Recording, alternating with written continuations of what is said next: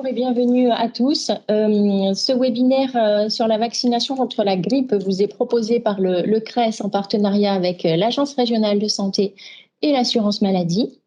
Merci Daniel Fleuret d'avoir à nouveau répondu à notre invitation. Je rappelle que vous êtes professeur de l'Université de Claude Bernard à Lyon et vice-président de la commission technique des vaccinations à la Haute Autorité de Santé. Le sujet de la grippe est d'actualité puisque le lancement de la campagne de vaccination contre la grippe saisonnière approche. Il est prévu à la mi-octobre. Et nous vous proposons en fait en 1 heure de faire le point sur les vaccins qui sont disponibles, les recommandations, mais aussi les données d'efficacité et de tolérance, ou encore les perspectives d'évolution de la stratégie vaccinale. Donc, parmi les professionnels inscrits aujourd'hui, de nombreux médecins, notamment du travail, des infirmiers, des pharmaciens d'officine, des chargés de prévention et de nombreux médiateurs en santé. J'en profite pour souhaiter la bienvenue à la toute nouvelle référente vaccination au département prévention de l'ARS qui participe à ce webinaire, Madame Djabou Abdallah. Et avant que Daniel Fleuret n'intervienne, je vais laisser la parole à Juliette Sondé, qui est notre partenaire de l'assurance maladie, pour quelques propos d'introduction sur la vaccination grippe. Bonjour à tous et merci pour votre intérêt pour cette campagne antigrippale, enjeu prioritaire pour l'assurance maladie. Tout d'abord, je tenais à remercier Elisabeth Fleur et le CRES-PACA d'avoir invité la direction de la coordination régionale de gestion du risque et la DCGDR que je représente aujourd'hui pour réaffirmer l'engagement des caisses primaires de la région et du service médical à l'accompagnement des assurés et des professionnels de santé, cet enjeu de santé publique. Donc, cette année encore, la campagne de vaccination contre la grippe saisonnière qui se déroulera du 18 octobre 2022 au 31 janvier 2023 en France métropolitaine risque d'être sensiblement impactée par l'épidémie de Covid-19.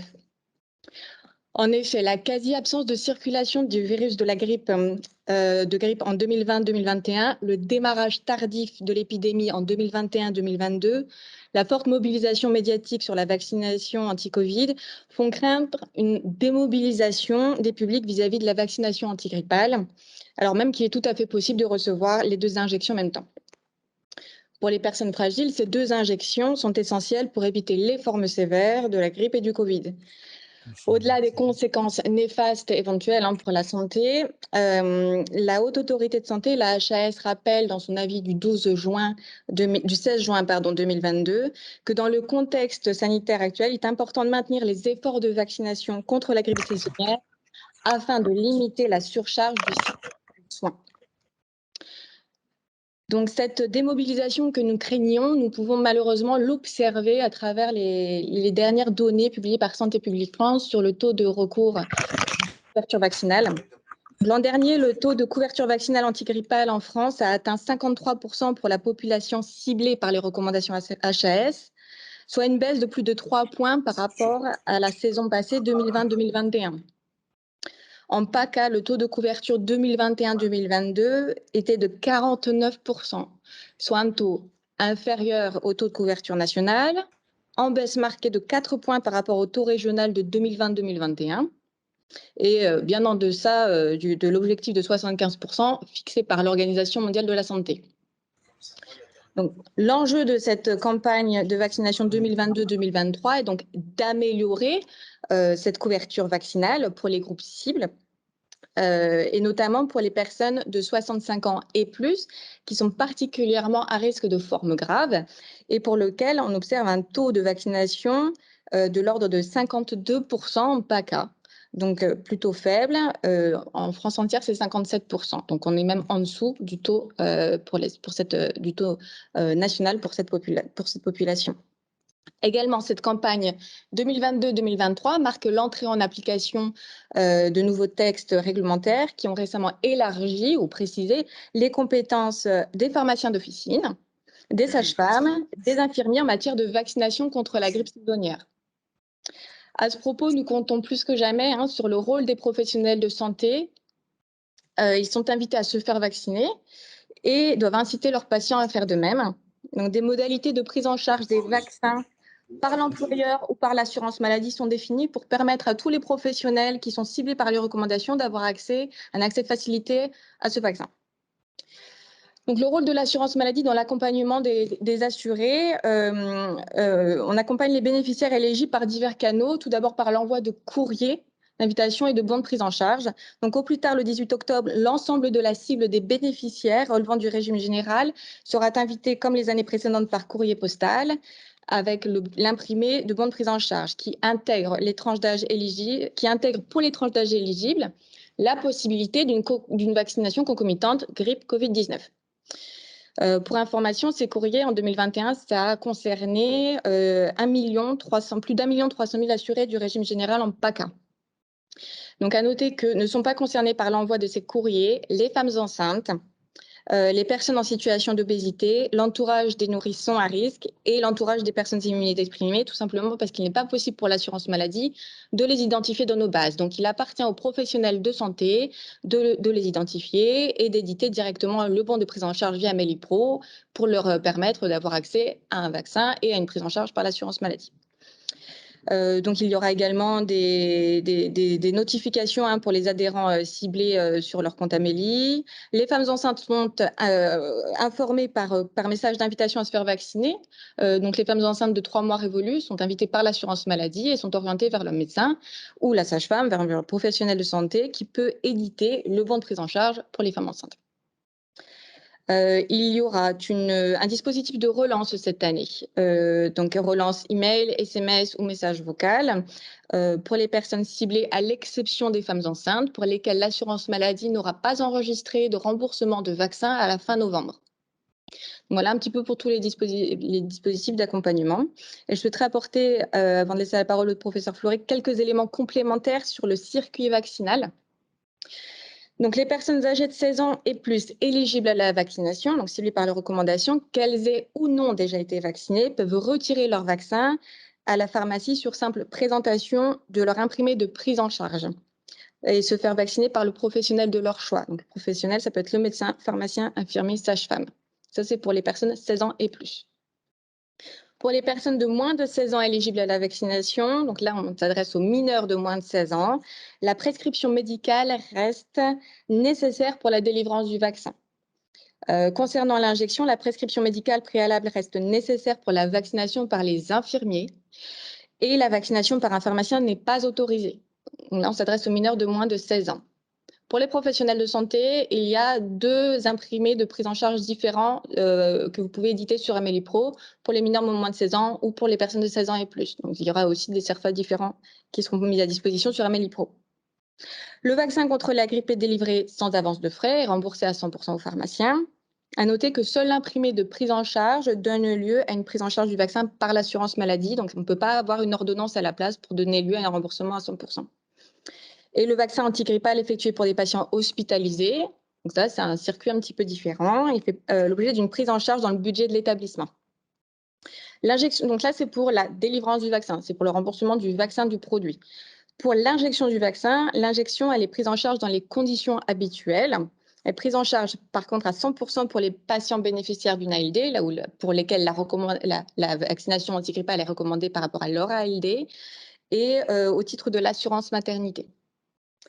Donc, il y aura des mémos, il y a déjà des mémos. À chaque saison, il y a des mémos qui sont mis en ligne par l'assurance maladie sur amélie.fr à destination des professionnels de santé habilités à la vaccination pour rappeler les règles de facturation. Donc, si vous avez aussi des questions sur les facturations, il ne faudra pas hésiter à se référer à ces mémos. Et enfin, donc, une campagne de communication grand public sera mise en œuvre, articulée avec les dispositions sur la vaccination anti-Covid et les gestes barrières. Voilà, j'ai terminé pour mon introduction et je vous laisse la parole au professeur Fleuret. Vous pourrez revenir éventuellement vers moi sur certaines questions à la fin de la présentation. Alors, sur le plan historique, donc, des épidémies de grippe et des pandémies ont été rapportées depuis le XVIe siècle. On ne savait pas quel était l'agent responsable de la grippe et qui a d'ailleurs été initialement attribué à Haemophilus influenzae durant la pandémie de 1918 parce que on avait retrouvé cette bactérie sur les poumons de personnes qui étaient décédées de la grippe. Et en fait, il a fallu attendre 1933 pour que soit découvert le virus contre la grippe, ce qui a permis la mise au point d'un vaccin dont le premier a été commercialisé en 1937 aux États-Unis. Alors, la grippe a une originalité importante qui consiste en ce que chaque année circule un virus. Il y a une épidémie de grippe chaque année. Pratiquement chaque année, d'une année à l'autre, les virus sont différents et que, les vaccins, contrairement à la maladie, confèrent une immunité de durée limitée. Ce qui veut dire qu'il est nécessaire pour l'industrie de préparer en quelques mois un nouveau vaccin chaque année et que, d'autre part, il est nécessaire pour l'individu qui souhaite être protégé de se faire vacciner chaque année. Alors, le virus grippal est donc un myxovirus influenzae dont il existe 3 types immunologiques A, B et C. Seuls A et B nous intéressent. Ce virus a pour particularité d'avoir un génome qui est fragmenté en 8 segments et ceci permet l'échange de gènes et des réassortiments génétiques entre différentes souches. On voit qu'à la surface, par ailleurs, du virus, on trouve qu'il y a deux antigènes majeurs qui sont la neuraminidase et l'hémagglutinine. En effet, ces deux déterminants sont à la fois impliqués dans la pathogénicité du virus et surtout dans la réaction immune vis-à-vis de ce virus. Donc, ces deux déterminants antigéniques, c'est l'hémagglutinine qui se fixe au récepteur de la cellule hôte et qui est la cible majeure des anticorps neutralisants. Et il existe 16 sous-types d'hémagglutinine qui sont numérotés de 1 à 16. Le deuxième qui est impliqué dans le bourgeonnement, le détachement du virus. Il existe 9 sous-types de neuraminidase qui sont numérotés de 1 à 9. Et donc, ces déterminants, les virus grippaux sont caractérisés par leur capacité à muter, par la variabilité des virus, par de mutations, par divers processus de drift ou de shift qui permettent donc chaque année l'apparition de nouveaux virus. Donc, il est nécessaire chaque année que les vaccins grippaux soient adaptés pour couvrir les virus qui sont supposés circuler dans la prochaine saison grippale. Et donc, c'est la mission de l'OMS de déterminer 2 fois par an, en fonction des souches qui ont circulé la saison précédente, donc de déterminer les souches qui vont figurer dans le vaccin. Ça se fait en 2 temps, au mois de février pour les vaccins de l'hémisphère nord et au mois d'août pour les vaccins de l'hémisphère sud. Parfois, il arrive que les vaccins de l'hémisphère nord et de l'hémisphère sud soient identiques. Jusqu'à présent, les vaccins grippaux comportaient 3 souches, 2 souches A, H1N1 et H3N2 et une souche B. Mais depuis 2015, on dispose de vaccins quadrivalents qui ont 2 souches B, en plus des 2 souches A. Alors, quelles sont les recommandations pour l'hémisphère nord? Ce sont les recommandations de l'OMS. Donc, l'OMS prend en considération 3 types de vaccins. Des vaccins quadrivalents cultivés sur œufs ou les vaccins vivants atténués, des vaccins cultivés sur milieu cellulaire, on en dira un mot tout à l'heure, et les vaccins trivalents. Alors, ce qui nous intéresse, ce sont les vaccins quadrivalents cultivés sur œufs ou les vaccins vivants atténués. Cette année, le virus H1N1 est inchangé par rapport à l'année dernière. Le virus H3N2, par contre, est une nouvelle souche, de même que le vaccin, le virus B de la souche Victoria, alors que celui de la souche Yamagata est inchangé. D'ailleurs, il semble que, curieusement, la souche Yamagata soit plus ou moins en train de disparaître. Alors, il y a encore des vaccins trivalents, on n'en aura pas en France, et pour les vaccins trivalents, ce qui est recommandé, c'est de mettre la souche B Victoria, puisque, encore une fois, la souche Yamagata a très peu circulé durant les saisons précédentes. Alors, les vaccins cultivés sur milieu cellulaire sont peu différents des vaccins cultivés sur œufs. Donc, pour ce qui concerne la saison prochaine, la saison 2022-23 en France, nous allons disposer de vaccins inactivés tétravalents qui désormais ont tous une autorisation de mise sur le marché à partir de l'âge de 6 mois. Il y aura donc le vaccin à virion fragmenté, le vaccin grippe tétra, le vaccin antigène de surface, l'Influvac tétra, et un autre vaccin virion fragmenté qui est le Fluarix tétra. Il y aura également un autre vaccin qui est le vaccin Efluelda sur lequel on va revenir. Et puis, il faut savoir qu'il y a d'autres vaccins qui ont une AMM européenne et donc une AMM française, mais qui, pour des raisons administratives, ne seront pas disponibles cette année. Alors, il y a donc parmi ceux-ci le vaccin Flucelvax, qui est un vaccin produit sur milieu cellulaire. Alors, pourquoi c'est important d'avoir des vaccins qui sont cultivés sur milieu cellulaire? D'abord, ça permet de s'affranchir de l'œuf, parce qu'on sait que la grippe, ça touche aussi les poules, et on peut imaginer une pandémie aviaire qui tue les poules, et si les poules sont tuées, il n'y aura pas d'œufs, donc pas de possibilité de fabriquer des vaccins. Par ailleurs, ces vaccins cultivés sur milieu cellulaire sont plus stables en culture, alors que les vaccins cultivés sur œuf peuvent muter en culture, ça peut arriver, ce qui fait que le vaccin qu'on obtient, l'antigène que l'on obtient en définitive est tout à fait différent de celui qu'on voulait obtenir. Ça n'arrive pas, semble-t-il, avec les vaccins cultivés sur milieu cellulaire. Et puis enfin, ces vaccins n'ont pas de protéines de l'œuf ni d'aminosides et sont utilisables chez les personnes allergiques. Actuellement, ce vaccin a une AMM à partir de 2 ans. Et puis, il y a un autre vaccin, qui est le vaccin vivant atténué, qui est administrable par voie nasale. C'est un vaccin qui est réservé aux enfants de 2 à 18 ans. Ce vaccin ne sera pas disponible en France en 2002. Alors, tous les vaccins que je vous ai cités sont sans adjuvant, mais il y a aussi un vaccin avec un adjuvant qui a une AMM en France, mais qui ne sera pas disponible, qui est le vaccin Fluad Tétra, qui a comme adjuvant le MF59, qui a déjà été utilisé notamment dans les vaccins grippopandémiques. Ce vaccin, donc, est disponible dans certains pays, en Europe, en Angleterre en particulier, aux États-Unis, mais ne sera pas disponible en France. Donc, cette année, nous aurons des vaccins tétravalents.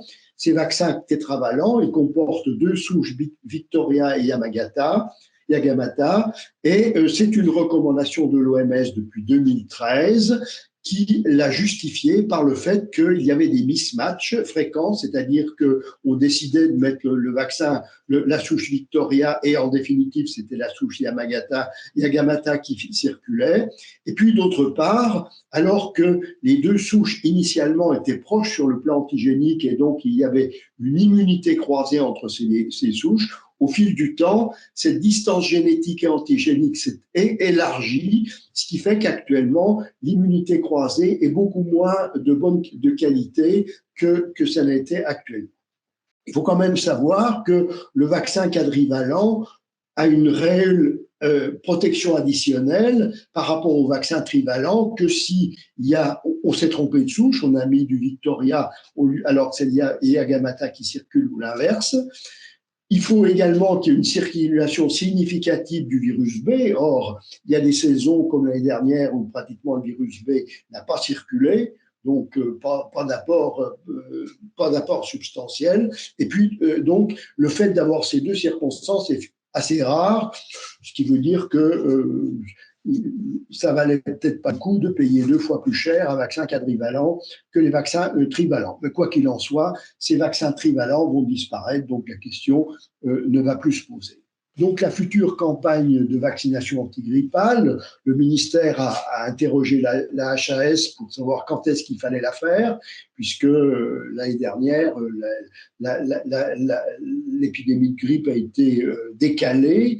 Alors, nous n'avions pas d'argument pour dire qu'il fallait changer la date de début de cette campagne, malgré les incertitudes concernant ce que sera la future épidémie de grippe et notamment le problème de son éventuelle concomitance avec une nouvelle vague de Covid-19. On vous a donné les dates précises de début de cette campagne de vaccination. Alors, cette campagne de vaccination grippale, elle devrait coïncider avec une campagne de rappel de la vaccination Covid-19 et en effet, il va être possible de co-administrer les deux vaccins pour les personnes éligibles aux deux vaccinations. Ceci, bien qu'il y ait des données assez limitées de co-administration, il y a quand même un article, une étude qui a été faite, qui est en Angleterre, qui a été publiée et qui montre que la co-administration des vaccins AstraZeneca et Pfizer avec divers vaccins grippaux n'entraîne pas d'interférences significatives ni avec la réponse immune et ne majore pas le risque d'effets indésirables. Alors, quelles sont les recommandations françaises qui sont parues concernant la vaccination contre la grippe, parues donc au calendrier 2022, en rappelant que la stratégie vaccinale française et la stratégie vaccinale vis-à-vis de la grippe dans la plupart des pays consiste à éviter les formes graves et les décès. Ce qui veut dire qu'on va vacciner les personnes qui sont à risque de formes graves et de décès. Donc, la vaccination cible donc d'abord les personnes âgées de 65 ans et plus. Ça, c'est la recommandation générale, mais il y a également des recommandations particulières pour des personnes à risque autre, notamment les femmes enceintes, qui devraient être vaccinées quel que soit le trimestre de la grossesse, et puis des recommandations particulières qui sont liées aux comorbidités. Alors, je ne vais pas les détailler, vous pourrez retrouver le détail dans le calendrier vaccinal, mais simplement les grandes lignes. Ces comorbidités, donc, ça concerne toutes les personnes âgées de 6 mois et plus, donc les enfants et les adultes, avec des maladies respiratoires chroniques, donc BPCO, asthme grave, maladies neuromusculaires, bronchodysplasie, mucoviscidose, des maladies cardiovasculaires, dont les cardiopathies congénitales, l'insuffisance cardiaque, les troubles du rythme, les maladies des coronaires, les maladies neurologiques, dont les antécédents d'AVC, les maladies neuromusculaires, les paraplégies avec atteinte du diaphragme, les néphropathies chroniques graves et les syndromes néphrotiques, la drépanocytose, homozygote ou SC, ou la thalassodrépanocytose, le diabète de type 1 et de type 2, les maladies hépatiques chroniques avec ou sans cirrhose, les déficits immunitaires, qu'ils soient prémétifs ou acquis, et notamment les pathologies oncologiques et hématologiques, les transplantations d'organes et de cellules souches et les déficits immunitaires héréditaires. On retrouve également les maladies inflammatoires et auto-immunes traitées par traitement immunosuppresseur, les personnes infectées par le VIH, quel que soit l'âge et le statut immunovirologique, les personnes obèses, avec un IMC supérieur à 40 kg par mètre carré. Et puis, il y a d'autres recommandations qui sont liées au mode de vie, pour les personnes qui séjournent dans des établissements de soins de suite ou les établissements médico-sociaux, quel que soit l'âge, l'entourage des nourrissons de moins de 6 mois avec facteur de risque, puisqu'ils ne peuvent pas être vaccinés avant 6 mois, et ça concerne essentiellement les prématurés, les enfants porteurs de bronchodysplasie, de cardiopathie congénitale, de déficit immunitaire. Et puis également l'entourage des personnes immunodéprimées. Et puis, en milieu professionnel, les professionnels de santé, les personnels en contact régulier avec des personnes à risque de grippe grave, le personnel du voyage, accompagnant des bateaux de croisière, des avions et les personnes qui accompagnent les voyageurs. Et puis, c'est un ajout du calendrier vaccinal 2022, les professionnels de santé exposés au virus porcin et aviaire, en gros, sont les éleveurs de porcs et de volailles. Et cette recommandation est faite pour éviter que les volailles ou les porcs, surtout, ne soient contaminés par des virus humains et qu'il y ait des recombinaisons qui donnent lieu à de nouveaux virus et éventuellement une pandémie. Nous allons voir maintenant la manière dont sont évalués les virus grippaux. Jusqu'à 2015-2016, les virus grippaux étaient enregistrés en Europe sur des critères d'immunogénicité, le taux de séroconversion, la moyenne géométrique des anticorps et le pourcentage des personnes qui atteignaient un seuil d'anticorps que l'on estimait protecteur, encore qu'il n'y a pas de corrélat de protection. Et donc, ces critères sont désormais abandonnés et actuellement, les vaccins grippaux sont enregistrés en Europe sur des simples critères de qualité. L'évaluation des virus, des vaccins grippaux est difficile. Et d'abord parce qu'on a en France, on a un problème de langage. Les Anglais ont deux termes. Ils parlent d'efficacy. Efficacy, c'est la mesure de l'efficacité, c'est-à-dire de capacité du vaccin à protéger contre la grippe, ceci à travers des études randomisées. Ces études randomisées sont très rares pour l'évaluation des vaccins grippaux. Et puis, il y a un deuxième terme qui est l'effectiveness, qui est la mesure de la capacité du vaccin à protéger la population vis-à-vis, alors avec des critères différents de jugement, soit vis-à-vis des syndromes grippaux, et là on sous-estime l'efficacité des vaccins, soit vis-à-vis des grippes confirmées au laboratoire, et c'est ce qui est actuellement demandé, mais les techniques ont évolué, puisqu'au départ, on évaluait la réalité de la grippe par sérologie, ce qui majorait l'efficacité des virus grippaux, des vaccins. Et puis actuellement, le gold standard, c'est la confirmation par culture et surtout par RT-PCR. Donc, il y a des études qui ont des études très diverses avec des critères de jugement qui étaient divers et on peut pas inclure ces études, toutes ces études, si les critères de jugement étaient différents. Autre fait de difficulté, il n'y a pas deux épidémies de grippe qui soient semblables. La cible et l'intensité est très variable. Par exemple, quand on a une grippe H3N2, on sait qu'elle va toucher surtout les personnes âgées avec une mortalité élevée, alors que quand c'est H1N1, ça atteint plutôt les personnes jeunes et en bonne santé. En plus de ça, il peut y avoir des mismatchs, c'est-à-dire que entre le moment où est décidée la composition du vaccin et la survenue de la grippe, il se passe plusieurs mois et les virus grippaux ont pu muter et finalement, on peut avoir une épidémie qui est liée à un virus différent de ce qui était prévu et différent des virus qui ont été mis dans les vaccins. Donc, ceci entraîne une baisse de l'efficacité de la vaccination. Quoi qu'il en soit, et même lorsque il y a une cohérence entre les virus qui ont été mis dans le vaccin et le virus qui circule, l'efficacité des vaccins grippaux est dite modérée, c'est-à-dire ce n'est clairement pas nos meilleurs vaccins. Encore une fois, il y a très peu de bonnes études qui aient évalué l'efficacité des vaccins, ce qui fait que pour évaluer cette efficacité,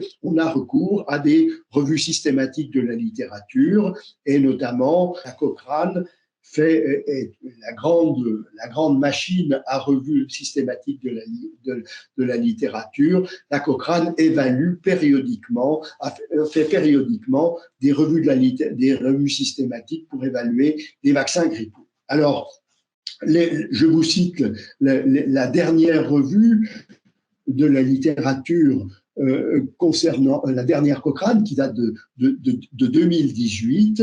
Cette Cochrane a estimé que la vaccination chez l'adulte en bonne santé, l'efficacité vaccinale était de l'ordre de 59%, avec une qualité des données qui est modérée, avec un nombre relativement faible d'études et de participants, d'études qui soient intégrables à cette revue systématique de la littérature. Donc, une efficacité qui est évaluée aux alentours de 60% pour la prévention de la grippe confirmée au laboratoire chez les adultes en bonne santé. la Cochrane n'a pas pu donner d'éléments sur la prévention des hospitalisations, la prévention de l'absence au travail et sur les effets indésirables. Un des points de difficulté, c'est la vaccination des personnes âgées, du fait de l'immunosénescence, puisqu'on sait on connaît le phénomène d'immunosénescence qui fait que le système immunitaire est de moins en moins performant à mesure que l'âge avance. Donc, les vaccins sont moins efficaces. Il s'avère que la vaccination des personnes âgées, elle a été décidée aux États-Unis en 1960, alors qu'il n'y avait pas d'études scientifiques qui aient évalué l'efficacité de la vaccination contre la grippe chez les personnes âgées. Et comme les recommandations américaines ont été généralisées à pratiquement tous les pays industrialisés, la plupart des pays ont inclut cette vaccination des personnes âgées dans leur calendrier de vaccination, de sorte qu'il est devenu impossible de faire des études scientifiques et de faire des études contre placebo. Et donc, comme on n'avait pas de bons éléments, eh bien, on a tenté de justifier a posteriori cette recommandation de vaccination des personnes âgées en utilisant des méta-analyses que je vous en ai montré et des études de cohorte. Et on a surtout utilisé des études de cohorte qui malheureusement étaient des études biaisées et qui ont abouti à des résultats aberrants, comme du type la vaccination contre la grippe réduit de 50% la mortalité toutes causes confondues, ce qui est impossible puisque la grippe n'est responsable que de 5 à 10% de la mortalité globale. Donc, ces études de cohorte qui ont été largement diffusées, ont quand même beaucoup contribué à décrédibiliser cette vaccination parce que ces résultats étaient aberrants. Et donc, il y a eu ensuite toutes ces méta-analyses, et ces méta-analyses ont fourni des résultats divergents, mais plutôt défavorables, et notamment la Cochrane de 2010 disait qu'il n'y avait pas d'éléments suffisants pour attribuer une efficacité vaccinale contre la grippe chez les personnes âgées de plus de 65 ans. Alors, il y a eu d'autres méta-analyses qui ont été faites, qui ont montré des résultats divergents. Voilà, ce qui veut dire que les méta-analyses, les résultats des méta-analyses dépendent des études que l'on inclut et donc de la sélection des études que l'on estime incluables dans la recommandation. Mais la dernière méta-analyse, la dernière Cochrane, a attribué une efficacité de l'ordre de 60% également chez les personnes âgées pour la prévention de la grippe confirmée au laboratoire chez les personnes âgées, en sachant que la qualité de l'évidence est basse du fait du faible nombre d'études de qualité incluables dans cette méta-analyse. Et la Cochrane concluait qu'on ne pouvait pas conclure sur la prévention de l'hospitalisation, des pneumonies, que l'effet était non significatif pour la prévention des décès, toutes causes confondues, et pas des décès liés à la grippe, et pas de données significatives pour les effets indésirables. Mais voilà.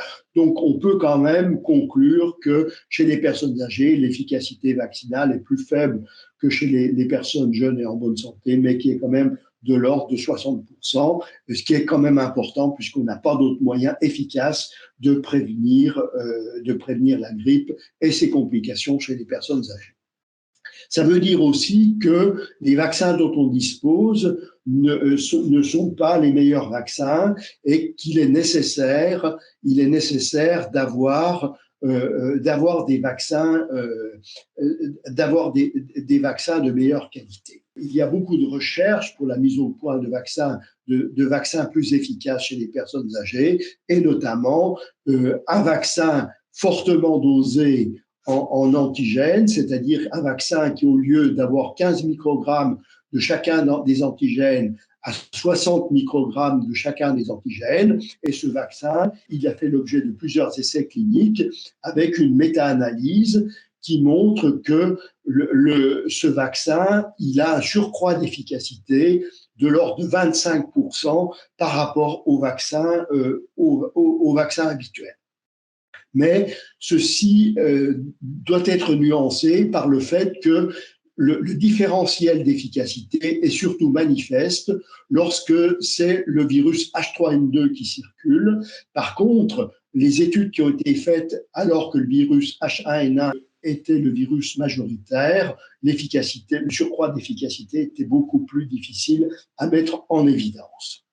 Quoi qu'il en soit, donc ce vaccin fortement dosé, il a une AMM et il est recommandé en France, la HAS, il a une AMM à partir de l'âge de 60 ans et la HAS a estimé que ce vaccin pouvait être utilisé dans le cadre de son AMM, c'est-à-dire à partir de 60 ans, mais chez nous, à partir de 65 ans, puisque on vaccine les personnes âgées à partir de 65 ans, donc qui pouvait être utilisé dans le cadre de la stratégie de vaccination qui est utilisée en France.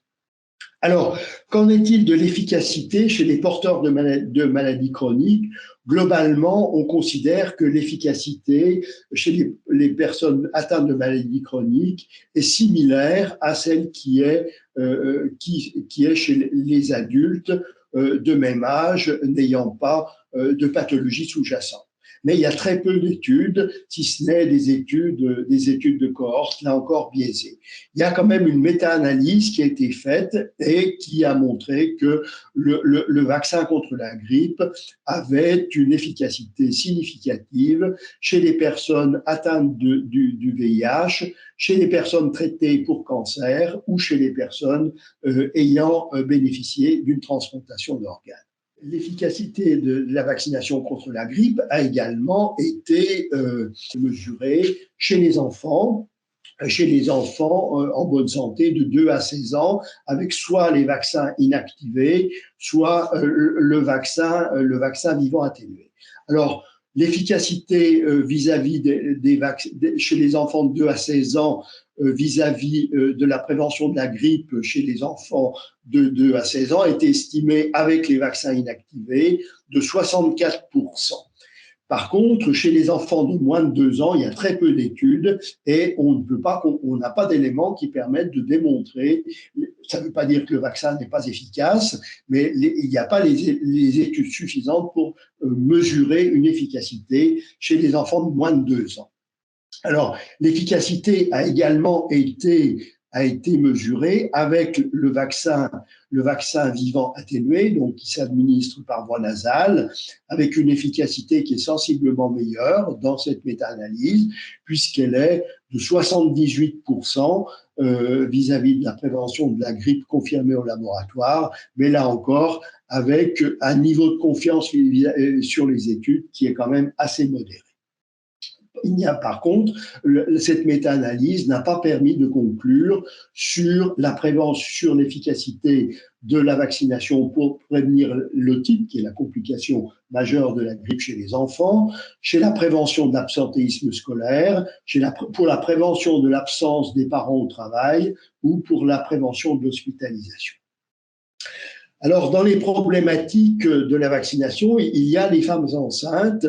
On sait que les femmes enceintes ont un risque augmenté d'être hospitalisées pour les complications respiratoires et cardiovasculaires liées à la grippe saisonnière et surtout au cours des 2e et 3e trimestres de la grossesse. On sait qu'il y a également un risque fœtal, de mort fœtale et de naissance prématurée, mais ce risque n'a été démontré que lors des pandémies et pas lors de la vaccination, lors de la grippe saisonnière. Quoi qu'il en soit, les vaccins grippaux inactivés ont une AMM pour les femmes enceintes et peuvent être utilisés à tous les stades de la grossesse. Et d'ailleurs, le vaccin, dans les recommandations françaises, est recommandé quel que soit le stade de la grossesse. En sachant qu'il y a peu de données d'efficacité de la vaccination grippale chez la femme enceinte, qu'il n'y a par contre pas de signal de pharmacovigilance, tant pour la femme enceinte que pour le fœtus ou l'issue de grossesse, avec quand même des données assez limitées pour le premier trimestre. Par contre, et ça c'est un élément important, il y a des données qui montrent que la vaccination pendant la grossesse protège l'enfant pendant les 6 premiers mois de la vie. Et donc, ceci a été confirmé par la méta-analyse Cochrane, donc, qui a trouvé que la vaccination contre la grippe prévenait la grippe dans 50% chez les femmes enceintes, qu'elle protégeait de l'ordre de 50% également l'enfant durant les 6 premiers mois de la vie. Voilà. Ceci essentiellement à partir d'études observationnelles, bien qu'il y ait des études randomisées qui n'ont pas été retenues comme telles par la Cochrane. Autre point de discussion, c'est le problématique de la vaccination des professionnels de santé. D'abord, est-ce que les professionnels de santé ont un risque majoré de grippe par rapport aux autres populations? Les données de la littérature sont assez diverses, certaines qui concluent d'ailleurs que les professionnels de santé ont un risque qui est plus lié à leurs conditions de vie familiale qu'à l'exercice de la profession. Quoi qu'il en soit, une revue de la littérature a montré quand même que les professionnels de santé avaient un surrisque d'infection documenté vis-à-vis de la grippe. Alors, le deuxième, donc les professionnels de santé ont sûrement un risque majoré de grippe. Maintenant, quel est le risque de grippe nosocomiale lié aux soignants? Il y a eu 28 études publiées dans la littérature qui ont confirmé le rôle des soignants dans la contamination des patients et de leurs collègues, et avec d'ailleurs une mortalité élevée de ces grippes nosocomiales. Et en France, l'Institut de veille sanitaire avait montré qu'il y avait des épisodes de grippe nosocomiale et que 50% de ces grippes nosocomiales touchaient les soignants qui souvent étaient à l'origine de ces épidémies de grippe nosocomiale. Alors maintenant, le problème qui est plus délicat, c'est de démontrer que la vaccination des soignants protège les patients. Et là encore, on a une Cochrane qui est assez troublante, mais en sachant que cette Cochrane n'a retenu que 3 études alors sur 2000 publiées et que la plupart des études ont des biais. Et donc, ces études montrent qu'il n'y a pas de démonstration formelle que la vaccination des soignants protège les soignés. Mais là encore, cette étude exclut le critère de mortalité, toutes causes confondues, alors que c'était le critère objectif principal des études. L'analyse s'est faite sur des critères secondaires qui manquaient de puissance, et par ailleurs, les études n'ont pas pris en compte la mortalité retardée des personnes vis-à-vis de la grippe. Donc, il y a eu de très nombreuses études randomisées qui vont dans un sens inverse et qui montrent qui vont toutes dans le même sens, montrant donc que pour tous les critères considérés, la direction va dans le sens d'un probable effet de la vaccination du personnel pour la protection des patients. Mais encore une fois, l'évidence scientifique n'est pas quand même de haut niveau. Il y a également une étude qui a été faite au Canada qui a analysé les critères d'évidence donc de ce fait de protection des soignés par les protections des soignants. Et cette étude canadienne dit que les études majorent les risques liés à la transmission de la grippe de soignants à soignés et les bénéfices de la vaccination. Et donc, la conclusion de cette étude canadienne, c'est que les données scientifiques ne soutiennent pas sur le plan éthique la mise en place d'une vaccination obligatoire des professionnels de santé contre la grippe, mais ne réfutent pas les approches de vaccination volontaire ou d'attitudes protectives telles que rester chez soi, porter un masque à la phase aiguë de la maladie. Voilà donc ce chapitre délicat de l'évaluation de l'efficacité de la vaccination contre la grippe. Mais globalement, d'abord, on n'a pas d'autre moyen de prévenir la grippe, il n'y a pas de moyen efficace de prévention de la grippe, et quand même, il y a indiscutablement une efficacité. Alors, Autre sujet de préoccupation, quelle est la durée de protection? On sait que la maladie naturelle confère une durée de protection très longue, puisqu'il a été montré que en 87-88, lorsque le H1N1 qui avait circulé pendant la pandémie de 18 est réapparu, eh bien, les sujets qui étaient nés avant 1950 n'ont pas été affectés, donc ils étaient protégés par leurs infections grippales antérieures. Par contre, la vaccination confère à une durée de protection qui est beaucoup plus courte. Le pic d'anticorps après la vaccination est obtenu 4 à 6 semaines après la vaccination et les anticorps disparaissent progressivement et on perd à peu près 50% de ces anticorps en 6 mois. Et les sujets âgés répondent moins bien, plus tardivement, avec un retour plus rapide à la base. Alors, une des questions qui est régulièrement posée, lorsqu'on se fait vacciner contre la grippe, on est vacciné tous les ans, on est à risque, donc on est vacciné tous les ans. Il y a un certain nombre d'études qui ont suggéré que la répétition annuelle des vaccinations pourrait avoir un impact négatif sur la réponse immunitaire. En fait, il y a une méta-analyse à partir de 5 études qui n'a pas confirmé ce risque, mais avec un niveau de preuve qui est faible et qui ne permet pas d'exclure. Donc, on ne peut pas assurer que le fait de se vacciner tous les ans n'ait pas un impact négatif sur la réponse immunitaire. Alors, donc, on a vu la problématique de l'efficacité. Maintenant, quelle est la problématique concernant la tolérance? Les effets secondaires de la vaccination grippale sont fréquents.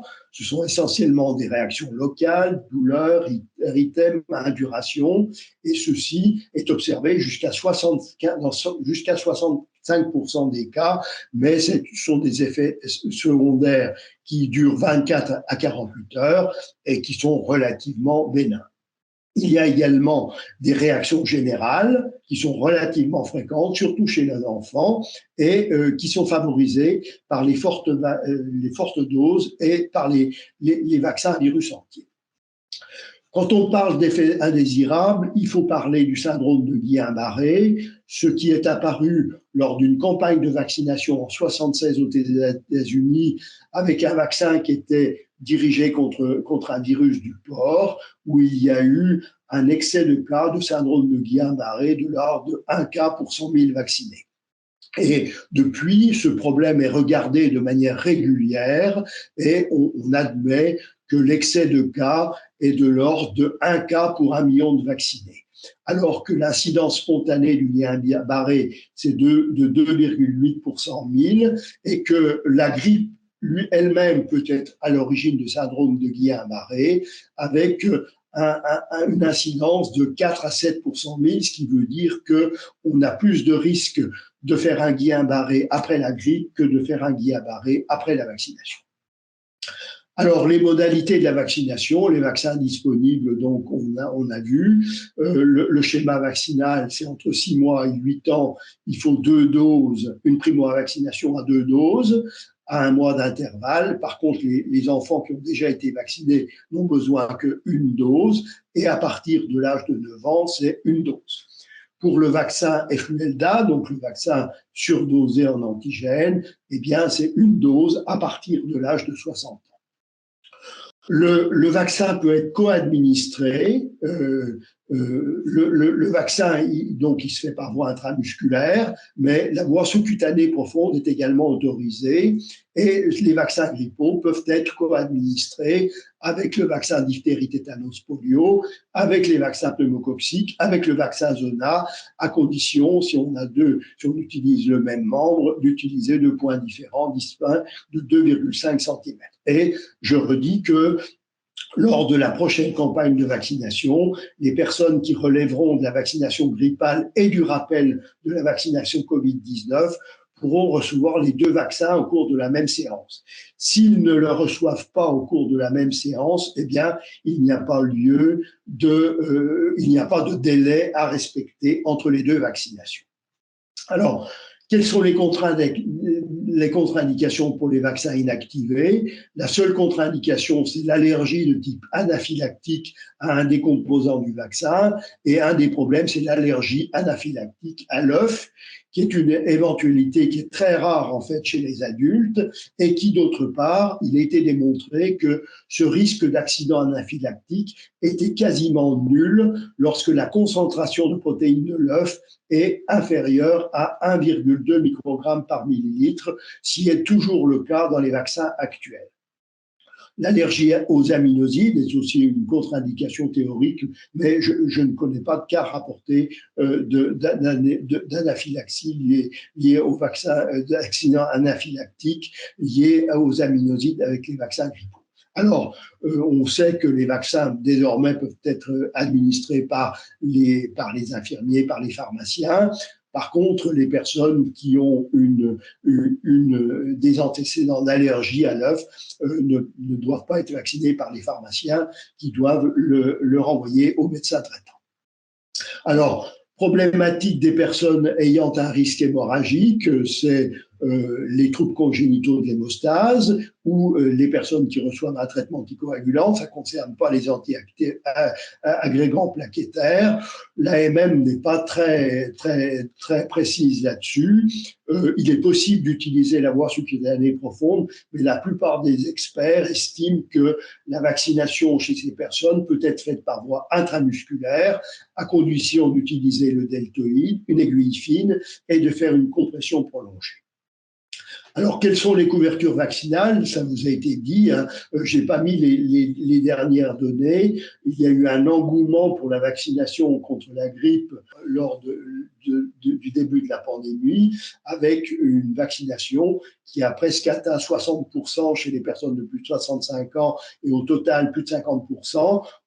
Pour l'année suivante, on a eu un taux de vaccination qui a été un peu inférieur à ce qui a été observé en 2020-2021, mais qui est resté supérieur à ce qui a été observé en 2019-2020. Alors, chez les professionnels de santé, la couverture vaccinale est faible, elle est très insuffisante, de l'ordre de 35%, avec des grosses différences suivant la profession. Les médecins sont plus vaccinés que les sages-femmes et les infirmiers et les aides-soignantes.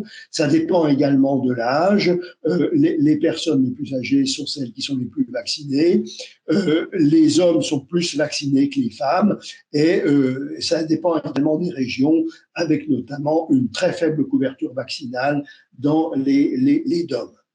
Dans les EHPAD, ce qui est un problème stratégique important, la couverture vaccinale est de l'ordre d'un peu plus de 30%, très insuffisante chez les professionnels de santé, et là encore avec une différence entre les médecins et les paramédicaux. Et puis également différence suivant les régions, avec une très faible couverture vaccinale dans les DOM.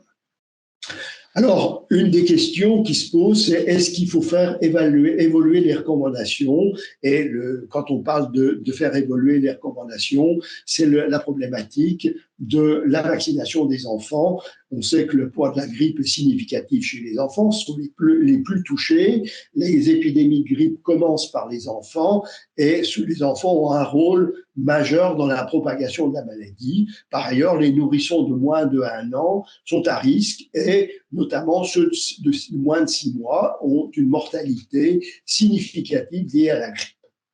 Et la vaccination des enfants pourrait avoir un triple objectif: protection directe, notamment des plus jeunes, réduire l'incidence de la maladie par une protection indirecte, la vaccination des enfants étant susceptible de protéger l'entourage, c'est-à-dire les personnes âgées notamment, et enfin, donc la protection indirecte des plus vulnérables qui répondent moins bien à la vaccination et les personnes âgées. Et c'est d'ailleurs essentiellement pour ça que les Anglais ont introduit la vaccination des enfants pour son effet indirect et la protection indirecte des personnes âgées. Alors actuellement, il y a peu de pays qui vaccinent les enfants, le Royaume-Uni et la Finlande essentiellement. dans les autres, qui vaccinent les enfants jeunes et les enfants en bonne santé, sans facteur de risque. Dans la plupart des autres pays, les enfants sont vaccinés, mais ce sont les enfants avec facteur de risque. Un des problèmes, c'est l'acceptabilité. Vacciner les enfants pour protéger les adultes, est-ce que c'est un message acceptable pour une vaccination qui nécessite une injection annuelle, alors que la grippe de l'enfant est quand même le plus souvent une maladie bénigne? Alors, en France, on n'a pas le vaccin vivant nasal. Est-ce que l'utilisation de ce vaccin pourrait améliorer l'acceptabilité? Il y a une étude qui a été faite en France et qui va dans ce sens, que les parents accepteraient plus facilement le vaccin nasal que le vaccin injectable. Et puis, autre question, c'est est-ce qu'on peut obtenir en France une couverture vaccinale significative pour avoir un effet indirect avec notre système de vaccination, en rappelant que, par exemple, en Angleterre, ils vaccinent les enfants, mais la vaccination des enfants scolaires se fait à l'école, ce qu'on ne fait pas en France, et il n'est pas sûr que si on utilise notre système de vaccination actuel, eh bien, on puisse obtenir une couverture vaccinale significative. En tout cas, l'HAS a été interrogé sur cette question et va émettre un avis d'ici la fin de l'année. Voilà. Donc, pour conclure, je dirais que la vaccination contre la grippe est une vaccination quand même difficile.